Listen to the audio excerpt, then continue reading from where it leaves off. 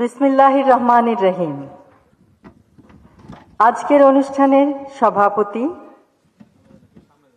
Police নারী কল্যাণ সমিতির সহ সভানেত্রী মিসেস সাবিনা আওলাদ, সম্মানিত বিশেষ অতিথি মিসেস হাসিনা আহমেদ, মিস কানিজ মাওলা, সম্মানিত পুলিশ নারী কল্যাণ সমিতির সদস্যবৃন্দ, পুলিশ পরিবারের সম্মানিত সদস্যবৃন্দ এবং সম্মানিত ঊর্ধ্বতন পুলিশ কর্মকর্তা বৃন্দ, আসসালামু আলাইকুম।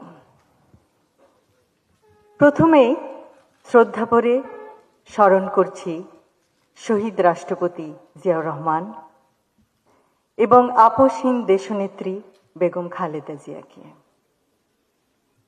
আজ পুলিশ নারী কল্যাণ সমিতির আয়োজিত এই অনুষ্ঠানে উপস্থিত থাকতে পেরে আমার খুবই ভালো লাগছে। অভিনন্দন জানাই সকল সদস্যকে তাদের নিরলস প্রচেষ্টায় সমাজের বিভিন্ন পর্যায়ে অবদান রাখার জন্য।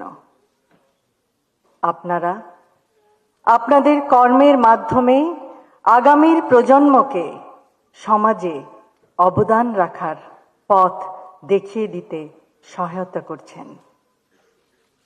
অতীত, বর্তমান ও ভবিষ্যতের সামাজিক উন্নয়নের লক্ষ্যে গৃহীত সমাজ সেবামূলক আপনাদের পরিকল্পনাগুলি সমন্বিতভাবে একটি সুন্দর, সুস্থ, মানবিক সমাজ গঠনের ভিত্তি। আমরা সকলে যদি নিজ নিজ ক্ষেত্রে কাঙ্ক্ষিত সমাজ গঠনে অবদান রাখি, তাহলে নিশ্চয়ই সেটি বাস্তবায়ন করা সম্ভব ইনশাআল্লাহ। নারীরা পরিবার ও সামাজিক উন্নয়নের ক্ষেত্রে কেন্দ্রে থেকে স্বাস্থ্য, গ্রামীণ উন্নয়নে অংশ নিতে পারে। কন্যা শিশুদের নিরাপত্তা ও সুন্দর মানবিক বিকাশ নিশ্চিত করার মাধ্যমে প্রতিটি মেয়ে যে ভবিষ্যৎ নিজের জন্য গড়তে চায়, সেই পথে রাষ্ট্র ব্যবস্থা প্রতিবন্ধকতা সৃষ্টির পরিবর্তে তা এগিয়ে নেবে। স্বনির্ভরতার লক্ষ্যে ক্ষুদ্র, কুটির ও মাঝারি শিল্পে যোগ্যতার ভিত্তিতে নারী উদ্যোক্তাদের উৎসাহ প্রদান, যেমন প্রয়োজনীয় প্রশিক্ষণ এবং ডেভেলপমেন্ট ও মার্কেটিং সাপোর্ট প্রদান।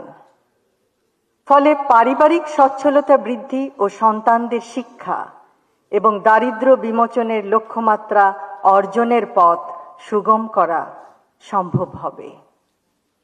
সবশেষে আজকের এই সুন্দর অনুষ্ঠানটি আয়োজনের জন্য পুলিশ নারী কল্যাণ সমিতির সকল সদস্যকে জানাই আন্তরিক ধন্যবাদ এবং তাদের সকল কর্মকাণ্ডে উত্তরোত্তর সর্বাঙ্গীন সাফল্য কামনা করি।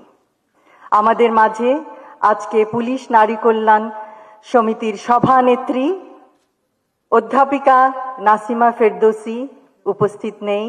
আমরা তার আশু রোগ মুক্তি কামনা করছি মহান আল্লাহ তাআলার কাছে।